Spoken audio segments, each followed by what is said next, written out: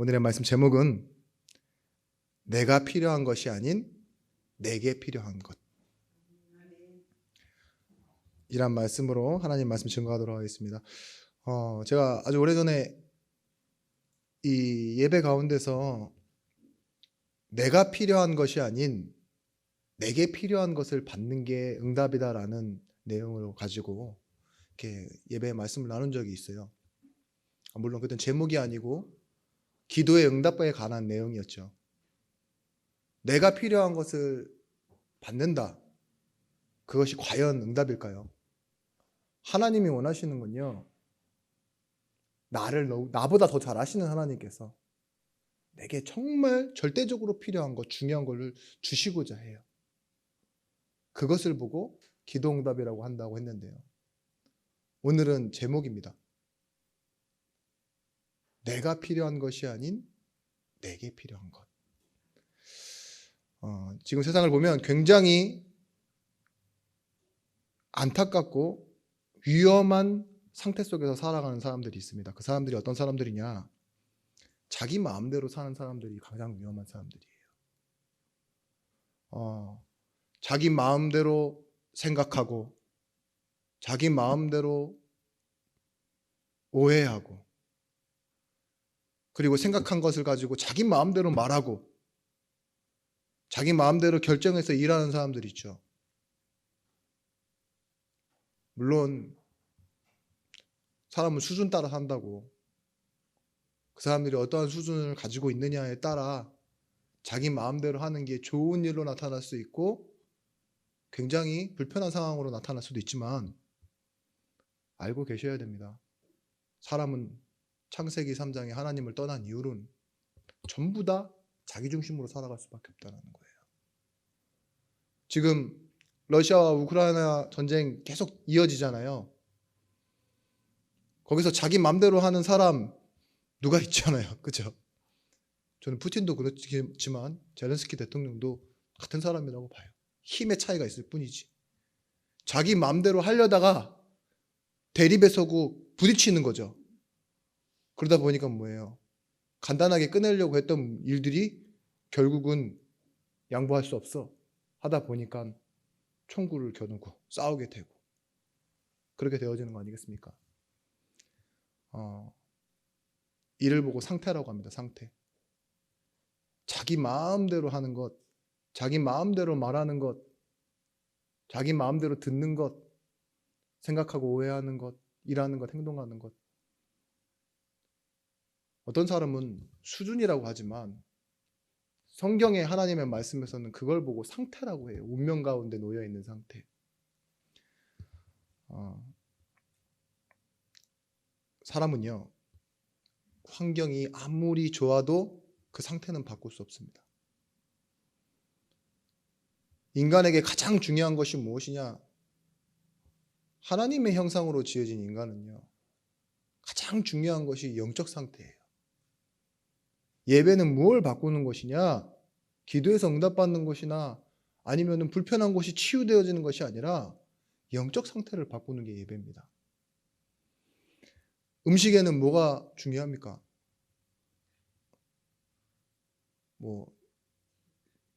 답은 여러 가지인데 제가 설교의 방향대로만 말씀드리자면 주방장도 중요하고 재료도 중요해요. 근데 완성되어지고 난 이후에는 어떤 게 중요하냐? 음식의 상태가 중요해요. 상해 있다 이러면 못 먹는 음식이 되잖아요. 물고기의 상태는 어떤 게 중요합니까? 회는 신선한 게 중요하지만 제가 볼 때는요, 바다에 있는 그 물고기와 곧 횟감이 될 어항에 있는 그 물고기의 상태는 다르다고 생각합니다. 그죠? 우리가 똑같이 살아가고 있어요. 복음 안에서도 살고 복음 바깥에도 살아가고 있는 것처럼 보이는데 복음 안에 있는 사람과 복음 바깥에 있는 사람의 차이가 있어요. 그것이 무슨 차이냐? 영적인 상태의 차이입니다. 환경과 지식과 평판이 올라가고 경제적 상태가 올라간다 해도요, 사람에게 변하지 않는 상태가 있어요. 그게 뭡니까? 영적인 상태입니다. 그걸로는 바꿀 수 없어요. 얼마 전에 또 성공한 사람 한 명, 굉장히 우울한 병을 앓다가 굉장히 이렇게 젊은 나이에 갔죠. 넥슨 회장. 자살이라는 말도 있고요. 성공한 사람들이 자살도 했습니다. 우리나라 대통령도 그랬고. 왜 그럴까요? 상태를 바꾸지 못했어요. 상태를 바꾸지 못한 게 아니라 자기의 상태가 어떤지를 몰랐어요. 그래서 답을 얻을 수도 없는 상태 속에 살았습니다. 성공도요, 인간의 상태를 바꿀 수 없습니다. 엄마를 떠난 아이에게 엄마의 향이 묻어있는 옷을 준다고 아이가 회복되어지는 게 아니에요. 그죠? 엄마가 소중하게 남겨준 유품이 그 아이의 인생을 회복시킬 수 있는 게 아니에요. 아이에게는요, 엄마가 그 자리 옆에 있어주는 것만으로도요, 아이에게는 가장 행복한 상태가 되어지는 거예요. 하나님이 나를 찾아오셨습니다. 하나님이 내 죄된 문제 해결하실 뿐만 아니라 나를 자녀 삼아 주셨습니다. 그것이 지난번 우리 로마서 5장 초반절에 나왔던 하나님과의 화평이에요. 그 화평이란 말은 돌아섰던 그들이 다시 마주보고 서로 끌어안다라는 의미인 거예요. 그래서 우리는 뭐예요? 환난 중에도 즐거워하나니 하나님과 화평을 누리자라고 나와 있습니다. 하나님은 내 이름 아신다 했고 내 안에 계신다고 했어요. 우리가 막연히 찾는 하나님이 아닙니다. 하나님이 나를 아세요. 그리고 그 이름 부를 때 응답하시겠다고 했어요. 어디에 계시느냐? 내 안에 성전 삼고 나와 함께 계시다고 했습니다. 오늘 우리가 받은 이 축복을 누리는 영적인 상태를 찾아가는 날이 되어지기 원합니다. 서론적으로 인간의 원래 상태를 뭐라고 했냐? 하나님 떠나기 전 인간의 상태, 하나님과 화평을 누리는 상태, 샬롬을 누리는 상태라고 했습니다. 그래서요, 하나님의 약속으로 주어져 있는 화평이라고 말했어요.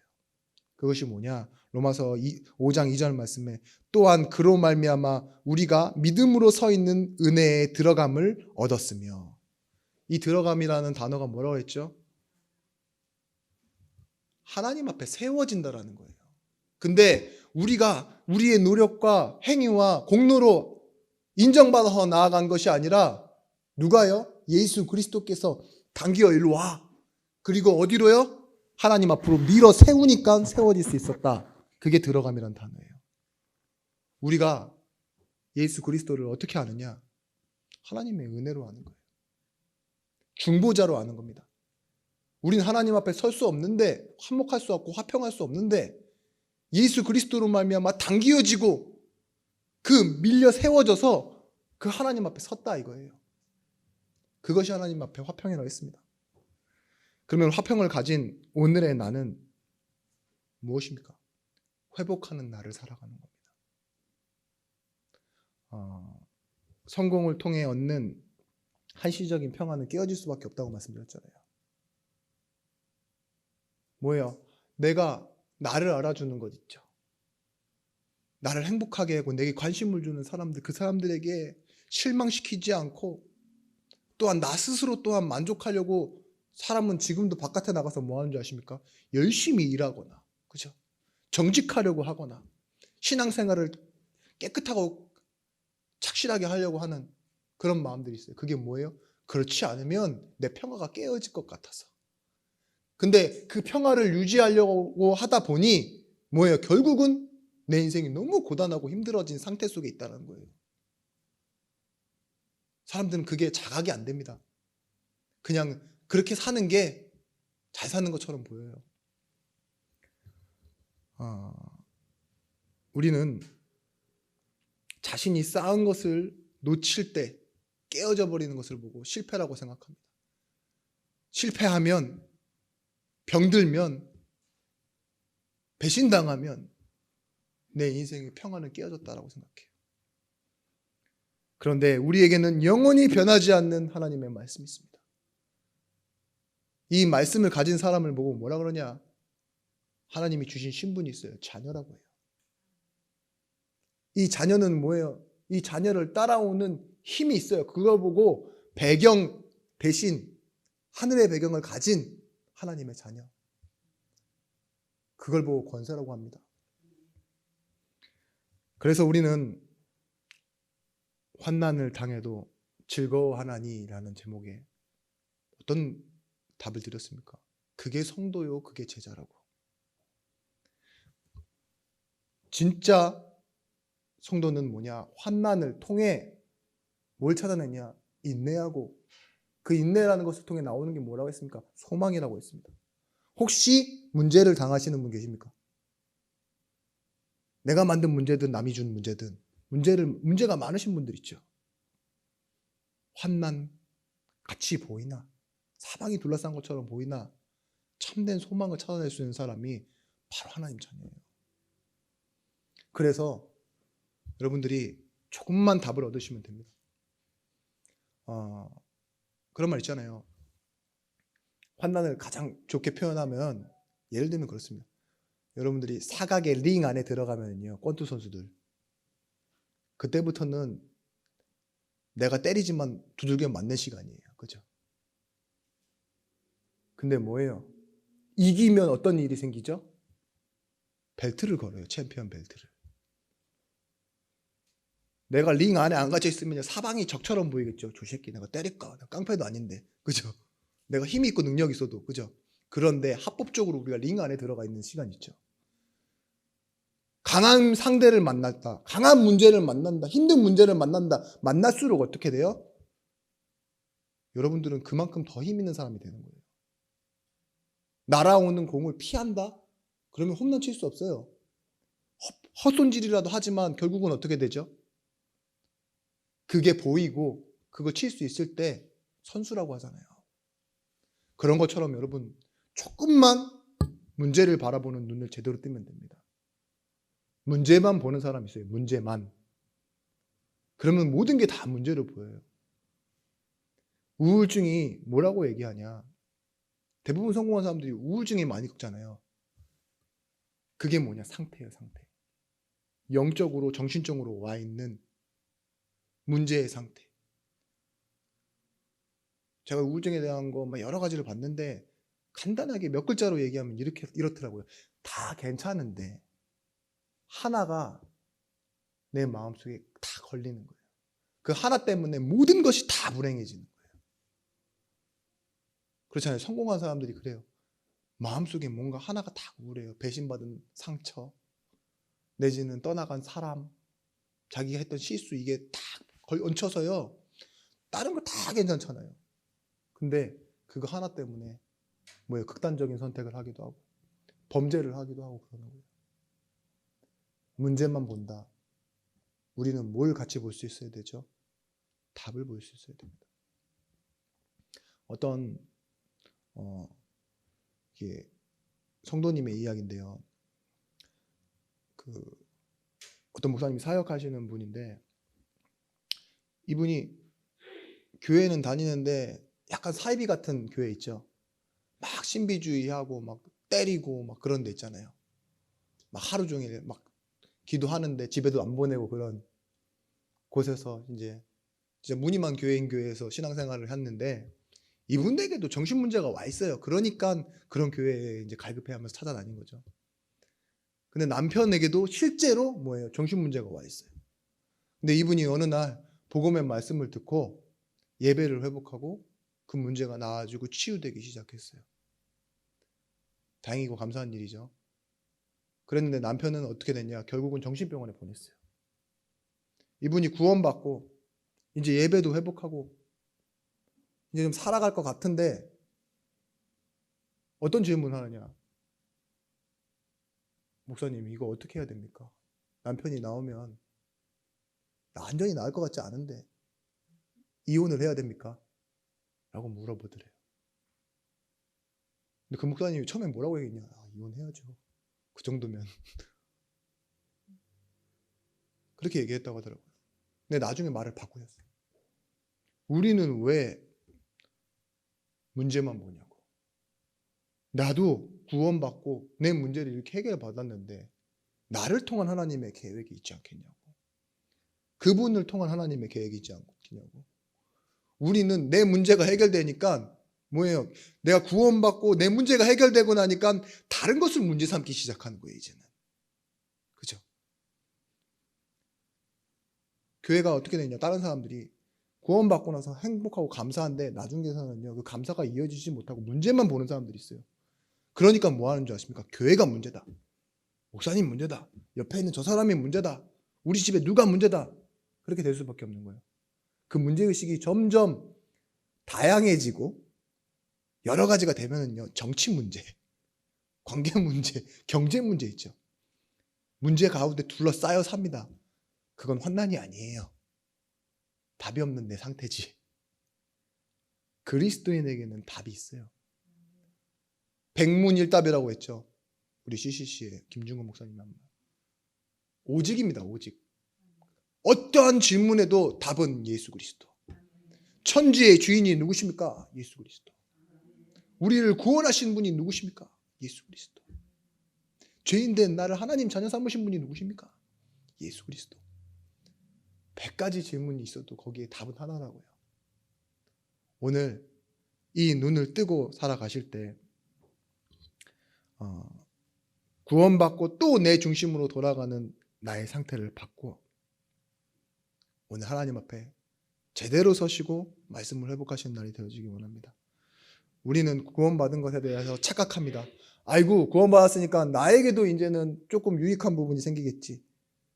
그러다 보면은요, 천국도요, 나의 천국으로 바라보고, 은혜 받는 말씀도 내 말씀이라고 착각하고, 그러다 보니까 교회도요, 내가 은혜 받는 말씀 좀 듣고 싶어 해요. 내가 좀 존경하고 본받을 만한 사람, 아니면 좀 격이 있는 사람, 그런 사람이랑 이렇게 같이 좀 친해지고 싶어 해요.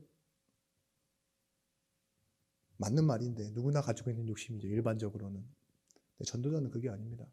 빈 곳, 버려진 곳 다 가야 돼요. 정말 우리 랩런트들이 커서 뭐예요? 도전해야 돼요. 저 성공한 자들, 그렇지만 답이 없는 사람들에게. 우리는 내게 필요한 것 찾을 수밖에 없는 상태를 바꿔야 됩니다. 그래서 내가 필요한 것이 아닌 내게 필요하신 것을 주시는 하나님을 바라보며 오늘도 답을 내셔야 됩니다. 그 첫 번째, 과거의 상태에서 빠져나오는 것이 응답입니다. 우리가 어려움 당할 수 있어요. 경제나 뭐 건강이나 관계를 통해 어려움 올 수 있는데요.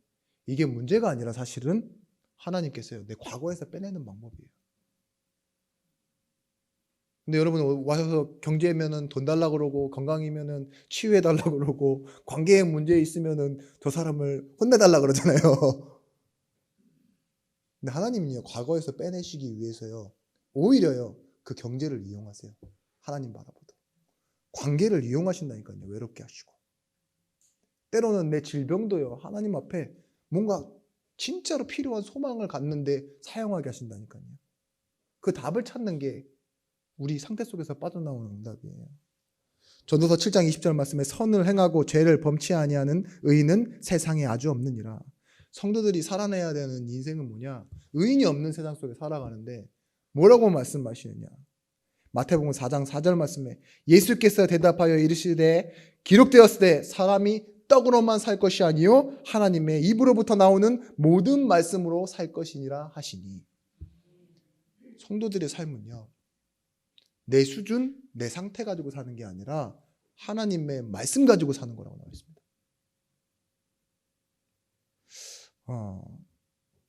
신명기 8장 3절 말씀에 이 말씀을 뒷받침해요. 너를 낮추시며 줄이게 하시고. 광야에 40년 동안의 인생이요, 너를 낮추시며 줄이게 하셨대요. 그게 의도된 거였대요. 그것을 위해 뭐라고 말씀하냐? 사람이 떡으로만 사는 것이 아니요 여호와의 입에서 나오는 모든 말씀으로 사는 줄을 너로 알게 하려 하심이니라. 우리가 교회가 어느 곳이냐? 지금 광야예요. 40년을 떠돌았던 반복되어지는 광야 생활 있죠. 예배가 그렇잖아요. 늘 매주 반복되고, 뭐 코로나 전에 수요 예배, 금요 예배, 새벽 예배 왜 계속 반복됩니까? 그게 광야 생활이에요. 근데 그때 뭐 하시느냐? 응답을 주신 것이 아니라 낮추신대요. 오히려 뭐 하신다고요? 우리 인생을 줄이게 하신대요. 배고픔이 있게 하신다고요. 근데 결국은 뭐냐? 하나님의 입에서 나오는 말씀으로 살아가는 것. 그것을 확인하게 하시는 거예요. 오늘도 마찬가지입니다. 여러분의 인생이 줄이시죠? 그렇다면 뭐냐? 하나님의 입에서 나오는 말씀 가지고 살아가는 거예요. 아모스서 8장 11절 말씀에 주 여호와께서 가라사대 보라 날이 이를지라 내가 기근을 땅에 보내리니 양식이 없어 주림이 아니며 물이 없어 가람이 아니요 여호와의 말씀을 듣지 못함이라. 이 시대가 겪고 있는 이 기근과 갈증은 뭐냐? 뭐래요? 먹을 것이 풍부한데 물이 없어서 목마른 게 아닌데 뭐라고요? 하나님의 말씀이 없는 기갈이라고 그랬어요. 지금 보세요. 우리나라뿐만 아니라 저 이웃 나라들, 전 세계가요. 물론 기아로 죽어가는 사람들이 굉장히 많습니다. 5분의 1 이상이 기아로 죽어요. 근데 그 사람은 진짜로 굶어 죽는 것이 맞지만 전쟁으로 죽는 사람도 있고요. 모기에 물려서 죽는 사람들이 1년에 몇 명인 줄 아십니까? 그 조그만 모기 100만 명이나 돼요. 1년에. 댕기열, 말라리아 이런 거 있죠. 그런 것 때문에도 죽어요. 제가 너무 신기한 것도 봤어요. 그 코끼리한테 바나나 주려고 그러잖아요. 초식 동물이니까 순하겠지라고 생각해서 코끼리한테 바나나 주다가 죽는 사람이 몇 명인 줄 아십니까? 185명 평균. 코끼리가 바나나 받으려고 붕 비드는데 사람이요 거기에 딱 맞고 죽는 거예요. 코끼리 코에. 물론 장수하시는 게 복이라고 말하는 사람도 있지만 그렇게 비명 행사하는 사람도 있어요. 그만큼 우리는요 아주 사소하게 여기는 것에도 죽고요. 별로 안전불감증이죠. 죽을 것 같지 않다라고 생각했는데도 죽는 사람이 있어요. 교회 안에도 줄인 사람이 있습니다. 교회 안에서 죽어가고 있는 사람이 있다고요. 하나님의 말씀 듣지 못하는 종교인들. 그래서 하나님이요 오늘 우리에게 말씀하시는 거예요. 이 예배를 통해서 네가 먼저 살고 네 가정을 살리고 이 세상을 살려라 하면서요. 오늘 내게 주신 문제를 통해 하나님 뭐예요? 응답을 확인케 하시는 거예요. 예수님이 주신 그 진리가 이해되기까지 하나님은 우리에게 문제를 주십니다. 나는 예수 믿는데 왜 응답이 없지? 왜 행복이 없지? 아직도 이렇게 말하고 계십니까? 응답은 뭐예요? 과거에서 빠져나오는 것이 응답이에요. 그래서 우리는 이미 응답 받았어요. 참된 행복과 축복은 뭐라고 말하고 계십니까? 하나님이 함께 하시는 거라고 얘기해요. 성경에서 말하는 주제가. 근데 우리는 자꾸 내가 갖고 싶은 걸 찾잖아요. 그죠? 그래서 기도하잖아요. 그래서 우리가 응답이 없는 겁니다. 내게 필요한 것을 이미 주셨어요. 과거를 바꾸셨고 하나님이 함께 하십니다. 이 속에서 찾아내는 것이 참된 응답입니다. 처음에는요. 말씀을 들을 때 우리는 도덕 윤리적으로 들어요. 그래서요. 착각을 해요. 하나님 주신 말씀의 떡을 잊고 우리가 그것을 에너지 삼아서 좀 더 성숙하고 좀 더 가치 있는 삶을 살아가는 것처럼 그걸 보고 뭐라고 하느냐? 초보자라고 해요. 초보자. 불교에서는 뭐라고 하느냐? 견성이라고 합니다. 이제는 겉에 그런 내용을 좀 이해했다. 불교 얘기를 제가 왜 했죠? 근데 이 견성에서 불교에서도요. 오도로 넘어가는 구간이 있어요. 오도라는 것은 무엇이냐? 깨달을 오. 그리고 길, 도. 깨달아서 그 길을 걷는 거죠. 근데 우리가 겉에 단계에 있을 때는요. 예수 믿고 구원받으면요. 뭔가 축복받고 응답받고 잘 돼야 될 것 같아요. 어떤 사람은 사명감이 막 초반에 활활 불타오른다니까요. 그래서 막 내가 신학교를 가야지 선교사가 돼야 되겠다. 이런 좀 정상이 아닌 사람도 생겨요.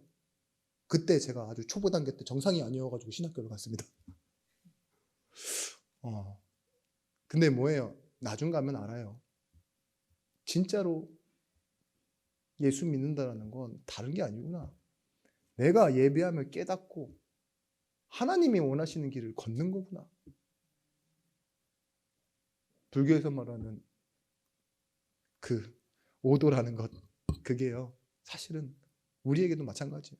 우리는 예수가 원하시는 그 길을 함께 걷는 겁니다. 말씀의 길을 걸어가십시오. 그러면 하나님이 바꾸십니다. 믿으십니까? 내가 하나님 원하시는 그 길을 걸어갈 때요, 실수하고 연약하고 무너지는데도요, 하나님은 응답하세요. 히브리서에 하나님이 성경을 자기 마음대로 편집한 내용들이 자주 발견됩니다. 마구마구 나와요. 그게 뭐냐? 분명히 출애굽기에 나와 있는데 사람 때려 죽이고 도망간 모세의 삶이 히브리서에서는 뭐라고 편집되어져 있는지 아십니까? 바로의 공주의 아들이라 칭함을 거부하고 예수와 함께 고난받는 것을 모든 보아보다 더 좋아하는 삶으로 바꿔치기 기록되어 있습니다. 그죠? 모세가 실수해서 튀어나간 거예요. 도망간 건데요. 뭐라고 나와 있냐? 하나님은요, 히브리서를 통해서요, 모든 보아를 포기하고 왕궁을 포기하고 나와 있는 믿음의 사람. 하나님의 약속을 비웃었던 아브라함과 사라가 뭐라고 나와 있냐? 믿음으로 순종하여 갈대아우르를 떠났고 믿음으로 자식을 낳아서 얻었다라고 바뀌어 적혀 있어요. 그게 지난주 말씀드린 로기조마입니다. 하나님이 여겨주신다고요. 4장 2절 말씀에도 나와 있잖아요. 4장 2절 말씀에 뭐라고 나와 있습니까? 여겨주신다고요. 일한 것이 없는데 일당을 받게 하고, 나는 죄인인데 하나님이 의롭다 칭해 주시고 여겨주신다 이거죠. 세상 앞에 여러분들 당당하셔야 돼요. 어떤 것에 당당하셔야 되느냐? 뭐 없는데도 막 배짱 부리라는 소리가 아니라요, 그들이 보지 못하는 영적인 비밀이, 그들이 보지 못하는 하나님이 원하시는 그 길이 내 앞에 펼쳐져 있음을 알고, 여러분들은 사람의 평가를 받아 행복한 사람입니까? 아니면 하나님이 주시는 말씀에 행복해하는 사람입니까? 하나 더 질문 드릴게요. 여러분들 가족들한테 교회 나오라는 말 하는데 교회 나오는 게 맞습니까? 아니면 예수를 알게 하는 게 맞습니까? 그렇죠? 근데 여러분들 맨날 뭐라고 하는 줄 아세요? 교회 나오라고 해요. 예수를 알라라고 말하려고 그러면 뭐예요? 내가 아는 예수에 대해서 설명할 수 있어야 돼요. 그게 빠지고 항상 뭐라고 얘기하십니까? 교회 나와라. 안 나면 말고 이러면서 포기해버리시잖아요. 나쁜 놈 누굴 닮았는지 이렇게 생각할 수도 있고, 그죠? 그게 과거에 나고 오늘은 안 돼. 석가모니도 이런 말 했다죠. 실제로 이렇게 그 불교 석가모니 기원을 보면 그렇게 나와 있어요. 태어나자마자 7걸음을 걸어가고 오른쪽 손은 하늘을, 왼쪽 손은 땅을, 그리고 뭐라고 외쳤다고 합니까? 천상천하 유아독존이라고 외쳤다고. 구라죠? 구라입니다. 구라. 거짓말. 그렇게 해서 바꿔 적어 놓는 게 아니에요. 사람의 말을 그렇게 신격화시키는 게 아니에요. 내가 한 행동 있죠. 그것이 뭐예요? 하나님 모실 때는요, 믿음이 밀어가고 있는 거예요. 지금 내가 가진 이 지식과 감정과 의지에 의해서 나오는 믿음이 아니라 예수 그리스도라는 믿음이 내 인생을 이끌고 밀고 지금 내 인생을 가고 있다는 거예요. 여러분 어디로 가셔야 되는지 아십니까? 하나님이 원하시는 그날 그때 그곳으로 가시는 거예요. 앞서 말씀드렸듯이 이 말씀 없는 시대, 이 기금 만난 시대에 코로나 때문인 것처럼 보이지만 사실은 우리 현재 상태, 지금 이 상태 있죠. 여기에 대한 이 문제만 보는 것이 아니라 답을 여러분들이 찾으셔야 돼요. 그래야 전도자입니다. 두 번째입니다. 현재 상태를 바꾸는 걸 보고 뭐라 그러냐? 인도받는다 그래요. 우리는 과거 상태대로 흘러서 현재도 그대로 떠밀려갈 수밖에 없어요. 그런데 이 현재 우리가 살아가는 이 상태를 바꾸는 것이 있습니다. 그것을 뭐라고 하느냐? 인도라고 해요. 자정운동이라고 아십니까? 자정운동. 12시에 하는 운동, 자정운동 말고요. 물이 이렇게 바다로 딱 흘러가면은 어떻게 되죠? 오염과 폐수가 흘러가는데도 불구하고요, 그 안에서 화학적이고 생물학적인 반응을 통해서요 깨끗게 되어져요. 정화시키는 거예요. 그걸 보고 자정운동이라고 합니다. 내부를 깨끗하게 한다는 말인데요. 부조리한 면들 그리고 부정을 깨끗하게 하고 스스로를 정화시킨다라는 말해요. 교회 안에서 자주 쓰는 단어로 성화 운동이라고 하죠. 근데 바리새인들이 그런 사람들이었습니다. 현재를 바꾸기 위해서 뭐 했냐? 자기 선택한 방법이 노력하는 거예요. 깨끗게 살아가는 거예요. 그런데 하나님은 그 깨끗해지려고 하는 바리새인들의 노력을 보고 마귀의 새끼들, 독사의 새끼들이라고 했어요. 왜 그랬을까요? 바리새인들이 뭐라고 했냐? 이들의 눈에 창기나 세리나 과부와 같은 사람들은요 완전히 무시받는 사람들이었어요. 왜 그랬을까요? 전혀 자정운동하려고 하지 않아요. 스스로 깨끗해지려고 하는 노력이 없는 사람이에요. 수준이 아주 떨어진다고요. 현재를 바꾸려고 하는 의지가 없는 사람들이니까. 근데 예수님은 오셔서 누구의 손을 들었느냐? 창기와 세리의 손을 들으셨어요. 왜냐? 스스로 깨끗해지려고 하는 사람은 하나님의 은혜가 필요 없는 사람들이거든요. 근데 이 세리와 창기들은 뭐예요? 예수님 볼 때요 손 내밀며 다가왔어요. 하나님, 내게 은혜가 필요합니다. 바리새인이 가진 그 노력과 방법이 틀렸다는 게 아닙니다. 속성이 어디서 나온 거냐? 선악과를 따먹은 인간의 아담의 후손들이 가지는 게 뭐냐? 바로 차등상급론이에요. 나는 너와 달라. 그래서 자기가 성공한 거라고 생각해요. 내가 너보다 낫잖아. 뭐가 더 있잖아. 여유 있고 너는 노력 안 했고 나는 했고 모든 것에 다 이유가 있잖아요. 하나님의 은혜와는 떨어져 있는 차등상급론. 마귀는 그래서 뭐 하는 줄 아십니까? 계속 교회에 와서도요 등급을 나눠요. 계급을 나누고 섬기는 것처럼 보이죠? 전혀 그렇지 않습니다. 내가 너보다 나으니까 해주는 거야. 이런 헌신을요 마귀의 속성으로 바꿔버린다니까요. 그래서 교회 안에서 시험 들기도 하고 잘못된 곳에 빠져서 아예 오랫동안 자기가 잘하는 줄 알고 착각하고 살아가는 겁니다. 헌신하는 거요 그거 의미 있는 건 아닙니다. 자연스럽다면 감사한 일이죠. 근데 그걸 가지고 우리가 상급받는 거 아니라니까요. 하나님 나라 가서도 자리 차지하려고 하는 그런 제자들에게 꾸짖으시잖아요. 독사의 새끼들이라고.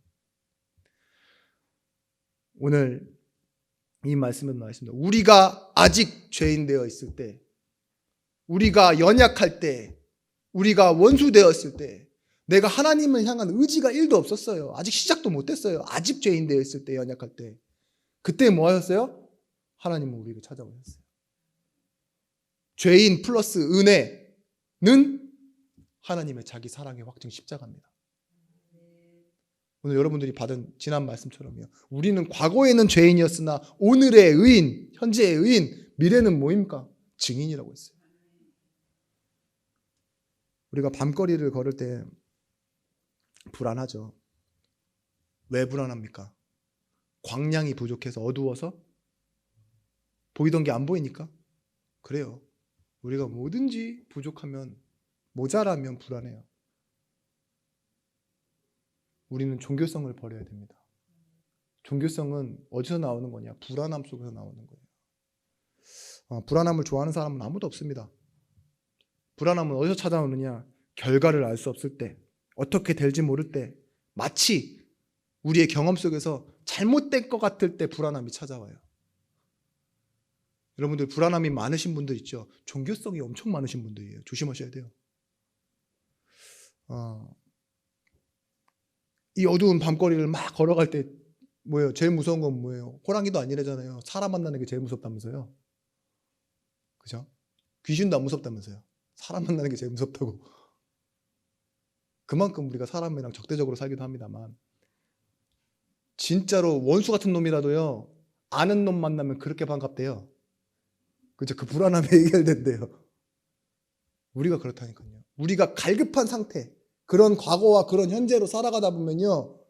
무얼 만나도 안심할 수 있거나 답이 되는 것처럼 느낄 수 있어요. 뭐 구천지, 신천지, 막 십천지 이런데 왜 갑니까? 인생이 불안하니까. 어떻게 될지 모르니까. 뭔가 만족이 없으니까. 문제만 보이니까. 그런데 찾아간다니까요. 이단 사이비에 빠지고. 불안함은 모자람에서 비롯되는데요. 결국은 영적인 상태와 연결되어질 수밖에 없습니다. 창세기 3장에 인간이 하나님을 떠난 이후에 뭔가 부끄럽고 가리고 싶었어요. 불안해요. 그래서 딱 붙잡은 게 뭐죠? 나뭇잎. 그래요. 나뭇잎 신앙이에요. 그게 종교예요. 나뭇잎으로 가리면은 잘 가려져요. 그죠? 그렇지만 뭐예요? 몇 시간 안 돼서 말라버리고 바람 불면 날아가 버리고 상해버리는데 그게 종교라니까요. 인간의 첫 종교가 뭐냐? 나뭇잎이에요. 그래서 하나님 가죽옷을 지어 입히신 거예요. 우리의 죄를 덮어서. 그 나뭇잎이 뭐냐? 우리 인생의 자랑입니다. 남편 자랑, 자녀 자랑, 경제 자랑, 내지는 동정. 자랑만 하는 거 아니에요. 나를 좀 알아봐주고 나에게 혜택을 달라 이런 것 중에 동정이 있다니까요. 저 군대에 있을 때, 저희는 아예 비무장지대 내에 들어가 있잖아요. 택배도 소포도 안 와요. 근데 제가 진짜 싫어하는 놈이 그게 과자를 막 이만큼 갖고 있는 거예요. 근데 와, 정말 먹고 싶은데 너무 오랫동안 못 먹었는데 딱 자존심에 안 먹어 이래야 되는데 있잖아요. 안 먹어 이러면서 안 쳐다보는데도 혹시 이게 내가 불쌍해 보면 하나 주지 않을까 이런 생각이 드는 거 있잖아요. 그쵸? 이미지 메이킹이라고 그러죠. 그래 버리고 싶더라니까요. 나를 참 불쌍하게 봐서라도 어떤 사람들 그렇잖아요. 더 거지처럼 보여야, 더 불쌍해 보여야, 애기 얻고 있어야 얻는다고. 자기 자랑이랑 다를 거 하나도 없습니다. 그게. 뭔가를 얻어내고자 하는 목적지는 똑같은 거예요. 그죠? 여러분, 우리가 그래서요. 이 부족함, 연약함 이런 것을요. 간절함, 사모함, 청정함으로 바꿔야 돼요. 그게 현재를 바꾸는 비밀입니다. 그것이 인도받는 겁니다. 그걸 보고 예배라고 하죠. 형식과 의식과 습관적으로 학습하는 예배 말고 인격적으로 하나님을 만나는 것, 그 말씀에 집중하는 것이 인도받는 것입니다. 하나님의 말씀은 살아있고 운동력 있습니다. 태초에 천지를 창조하신 그 말씀이 오늘 여러분들에게 주어지는 그 하나님의 말씀입니다. 계시록 2장 17절 말씀에 귀 있는 자는 성령이 교회들에게 하시는 말씀을 들을지어다.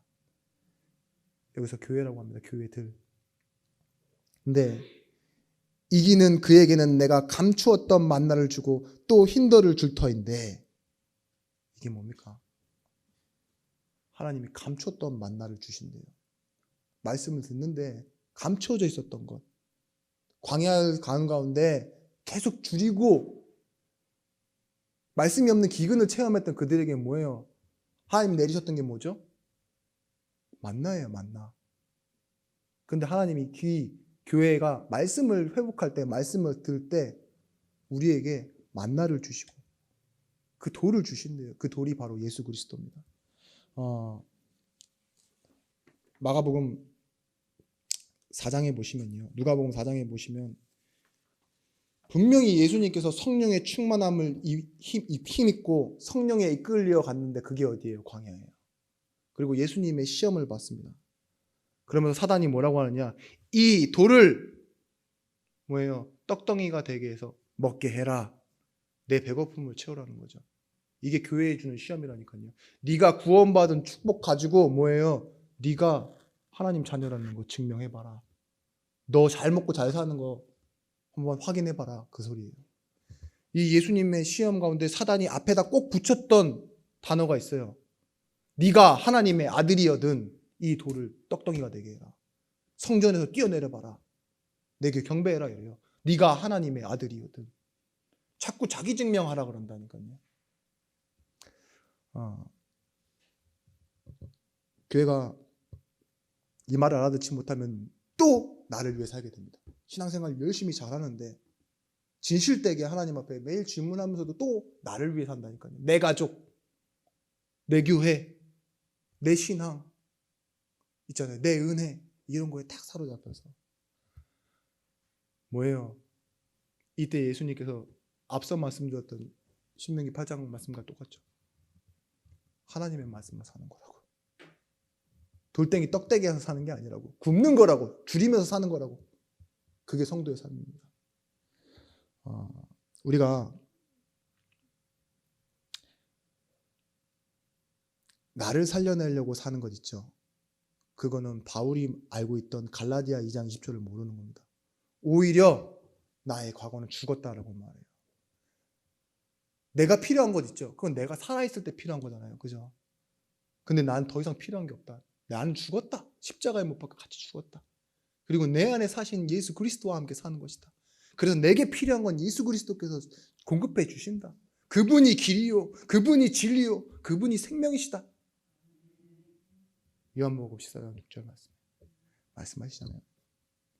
소경이요, 에이 거치적거리니까 비켜 이렇게 막 그러는데도요, 소경이 자기를 알아요. 내 현재를 알아요. 그리고 나와서 얘기하잖아요. 다윗의 자손 예수여 나를 불쌍히 여기소서. 그렇게 소리 지르며 나아가는 겁니다. 나아만 장군 보십시오. 자기 방법으로 했으면 됐겠습니까? 안 돼요. 소녀의 말 따위 듣고 찾아갔는데 저기 어디 가서 저 개천 가서 씻으래요. 근데 우리 집에도 목욕탕 있고 좋은 목욕탕, 우리 나라가 가면은 더 큰 강도 있는데 저 개울물 또랑에 가서 한 번도 아니고 7번이나 씻으라고? 나의 자의식이 어떻게 됐습니까? 장군이. 내가 그래도 한 나라의 장군인데 이럴 수 있냐? 이게 아니에요. 나는 문둥이입니다. 나는 곧 살이 떨어지고 이 감각 없는 몸인데 그래, 그 말씀대로 하겠습니다 라고 자기 생각 내려놓고 하나님 말씀 따라가니까 어떻게 됐어요? 나았잖아요. 우리도 그렇습니다. 내가 보는 문제에 내가 보는 답을 따라가는 것이 아니라 하나님의 이 말씀을 따라 보는 거예요. 그게 뭡니까? 세 번째 말씀이라니까요. 미래의 상태를 바꾸는 눈, 그겁니다. 증거예요, 증거. 우리는 밖에 비만 와도 자기 나름대로 해석한다니까요. 비 오면 어떻게 해요? 아우, 비가 오려나? 비가 오지 않았는데 막 뼈가 아프시면 그렇게 얘기하잖아요. 비가 오려나? 그죠? 뭐 어쩔 수 없어요. 자기 상황에 맞춰 생각해요. 농부는 비가 올 때 땅이 비옥해진다 이렇게 생각하겠죠. 비행기 탈 사람은 연착되는 거 아니야? 이렇게 생각할 거고, 세차장 하는 사람들은 오늘 쉬는 날이다 이렇게 생각하고, 그죠? 어쩔 수 없어요. 배고플 때 식당 보고, 배 아프면 병원 보고, 이게 내 상황이라니까요. 그래서 중요한 게 뭐예요? 내 상태라고요. 내 상태. 내가 뭘 문제 삼느냐, 무엇을 답으로 삼느냐, 이거는요 지금 현재의 내 상태예요. 보는 것뿐만 아니라 듣는 것도 마찬가지입니다. 우리는 내 중심대로 들어요. 이거 나를 욕하는 건가? 괜히 나한테는 없는 건데, 그냥 얘기했을 뿐인데 누구 막 자랑한다 생각하고, 누구는 막 욕을 한다 생각하고, 정치적인 얘기로 듣기도 하고 막 욕을 하고, 그런 이유가 뭐예요? 내 상태대로예요. 여러분들 진짜 조심해야 됩니다. 그래서 예배를 형식적으로 의식적으로 듣잖아요. 그러면 말씀이요 내 상황대로 들리기 시작해요. 하나님의 말씀인데 내 상태대로 들리기 시작한다니까요. 오늘 그래서 뭐 하셔야 되느냐? 말씀을 통해 눈을 뜨셔야 됩니다. 반드시 그렇습니다. 사람은 중요한 것을 놓치면 사소한 것에 목숨을 걸기 시작합니다. 사소한 것이 아주 처음엔 시작은 진짜로 아주 연약한데 나중 되면 힘이 창대해집니다. 그게 문제예요. 별것 아니게 막 주워온 것, 모으던 것이요 집안 한가득 쌓이는 거 보였죠. 취미로 시작해서 수집하던 것이 뭐예요? 컬렉션이 되고 막 그 자기 자랑이 되는 거 보였죠. 바늘도둑이 소도둑 되는 거, 뭐 그런 것처럼요. 우리가 아무렇지 않게 사소한 것에 목숨 걸다가요, 나중에는 뭐예요? 결국은 내 인생이 빼앗긴다니까요. 오늘 그래서요, 사소했지만 내 인생을 뒤바꿀 경제 문제, 자녀 문제, 건강 문제, 관계 문제, 정치 문제 다 버리십시오. 왜 가능하냐? 그리스도께서 우리를 위하여 죽으신 그 사랑의 확신, 그게 가장 큽니다. 그것 때문에 여러분들 버리실 수 있어요. 여러분, 미래의 상태를 바꾸는 눈, 어디에 눈 뜨셔야 되느냐? 전도에 눈 뜨셔야 됩니다. 전도는 무엇이냐? 내 안에서 살아있는 하나님의 말씀이 내 생각과 마음과 영혼 속으로 들어와 나를 사로잡는 거예요. 그게 전도예요. 우리가 다른 사람한테 가서 예수 믿어라 이런 것도 전도죠. 그거는요, 내가 먼저 누리고 있다가 나오는 결과고, 그 하나님이 원하시는 그 은혜로 말미암아 다른 사람에게까지도 가서 얘기해야 되는 거지, 해지는 거지. 내게 먼저 내 생각과 마음과 영혼 속에 하나님의 말씀이 차고 하나님의 마음이 느껴지지 않으면 그거는 진짜로 말 그대로 행위가 되는 겁니다. 아까 말했잖아요. 차등하려고 하고 내가 상급을 받으려고 하는 그 차등 상급지, 마귀 속성이라니까요. 정신병자들이 특징이 뭐냐? 약 먹으면 멍하고 약 기운 떨어지면 막 웃잖아요. 그렇죠? 여러분들 찬양할 때 보시면요, 그러다가 또 나가서 막 사람들 떠들면서 막 웃어요. TV 보면서 웃고. 바깥에 노숙자들 있잖아요. 그런 사람들이요, 지 형편이 뭔지도 모르고 지네들끼리 이렇게 막 낄낄대고 막 웃어요. 그러다가 싸워요. 왜 웃어? 이러면서. 네가 웃길래 따라 웃었지? 이러면서 술 먹고 막 때리고 있고 막 이런다니까요. 중요한 건 놓쳐버리면요, 진짜로요, 우리가 영적인 것을 볼 수 없으면요, 뭐가 슬퍼야 되는지 뭐가 기뻐야 되는지 구분할 수 없습니다. 하박국이 봤어요. 하나님의 말씀에 뭐라고 했냐? 우리 민족 멸망할 거라고 그렇게 약속 주시잖아요. 그렇게 하나님이 약속하시는데 하박국이 불평만 하고 언제까지니까 하다가요, 나중에는 고백해요. 무화과 나뭇 잎이 마르고 포도나무에 열매가 없으며 외양간에 송아지 없고 소출이 없고 다 없다 이거예요. 그게 뭐예요? 앞으로 자기네 나라가 받을 미래라는 거예요.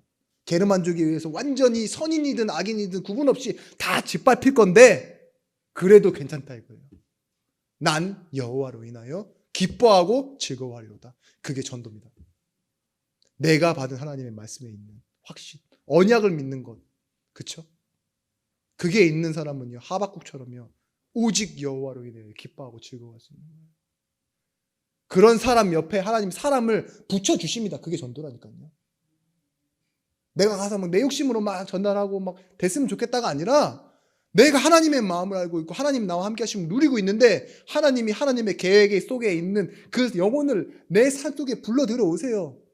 그리고 나와 함께하고 나를 통해서 깨닫게 하시고 나에게도 기쁨 주시지만 그 사람에게도 그 기쁨을 알게 하시고 교회화 되어지고 그 전도에 눈 뜨면요, 뭐예요? 이 초대교회가 굴에 갇히고 톱으로 썰림을 당하고 핍박을 당하고 가족이 다 끌려가 죽는데도요, 히브리서에 나와 있는 그 성도들의 모습이잖아요. 그런데도 기뻐하고 즐거워했대요. 우리의 인생이 나그네 인생임을 깨닫고. 여러분들 가장 미련 있는 부분 어디세요? 돈? 자녀? 그게 가장 중요했던 우리의 인생인데요, 이 성도들이 뭐 했어요? 하나님의 말씀의 진리, 영원한 것을 붙잡기 시작했던 거예요. 사람에 대한 증거를 가지십시오. 전도와 사역을 하면서요, 이 사람한테 잘해주는 것 때문에, 이 사람한테 손해보는 것 때문에 하나님이 채워주시지는 않아요. 말했잖아요. 성도의 삶은 줄이고 굶는 거라고. 그런데 하나님 뭐예요? 그 가운데 만나를 주신다고. 말씀. 우리는 그걸로 상급받는 게 아니라 전도에 대한 하나님의 마음으로 이 세상을 소비하고 때로는 일도 하지만 마음 쓰고 속상해하고 하면서 살아가는데 뭐예요? 하나님은 그걸 통해서 영혼이 살아나는 걸 알게 하신다는 거예요. 경제에 대한 증거도 가지십시오. 경제는 뭐냐? 일 플러스 시간입니다. 나를 찾은 사람의 최고의 축복은요, 내 본 모습을 알고 하나님 앞에 나아갈 수 있어요. 바울은 내가 아니었던 과거를 내가 버리겠다라고 말해요. 지난 날은 배설물과 같다 그랬어요. 내가 자랑하고 싶은 거. 그래서 갈라디아 2장 20절, 아까도 말씀드렸지만 죽는다는 거예요. 내가 더 이상 내 운명에 관여하지 못한다. 과거가 나의 오늘을 바꾸지 못하고 오늘의 나의 연약함이 미래가 되지 않는다. 그게 내가 받은 거예요. 성령 충만. 나를 채우고 있는 게 있어요. 그래서 파고 들어오지 못해요. 세상의 것들이. 결론입니다. 제가 조금 진지하게 말씀을 빨리 또 끌고 오느라 시간이 많이 갔는데, 오늘 과거와 현재와 미래의 상태를 바꾸는 언약이 오늘 이 말씀 나와 있습니다.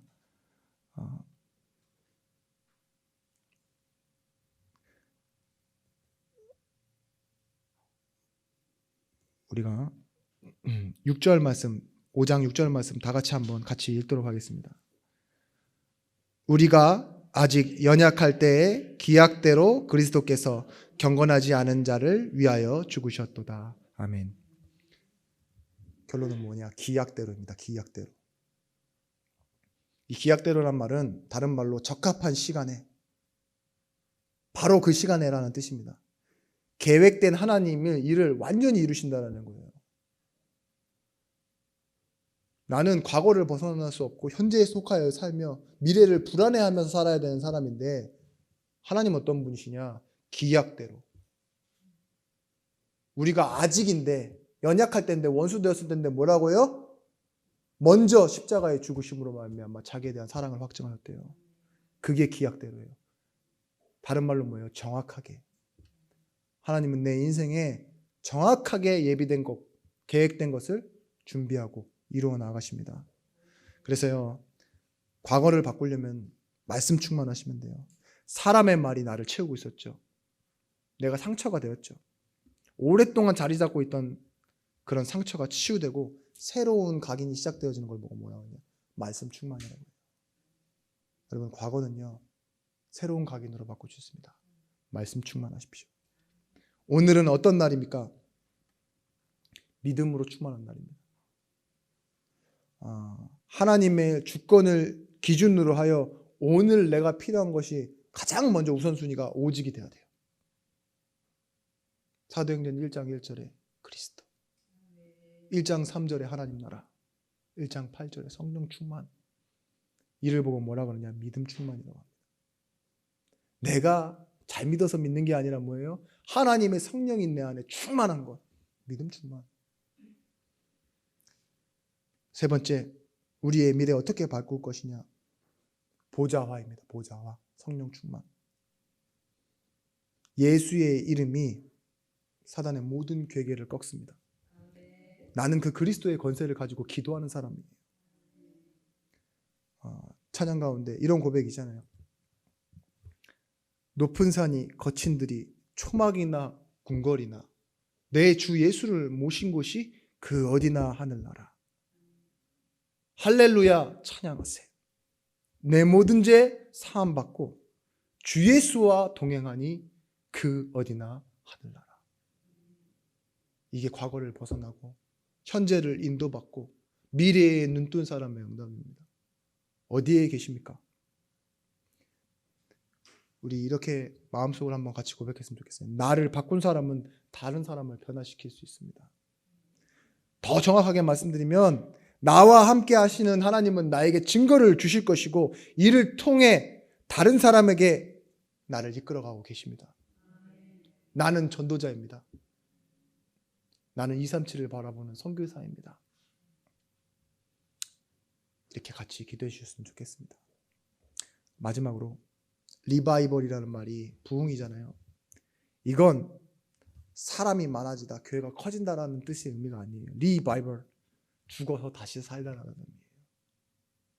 여러분, 오늘 이 말씀 들은 여러분들이 돌아가는 현장에서요, 내 과거의 문제가 끝나고 그리스도와 함께 다시 사는 축복을 누리는 한 주간이 되시길 바랍니다. 기도하겠습니다.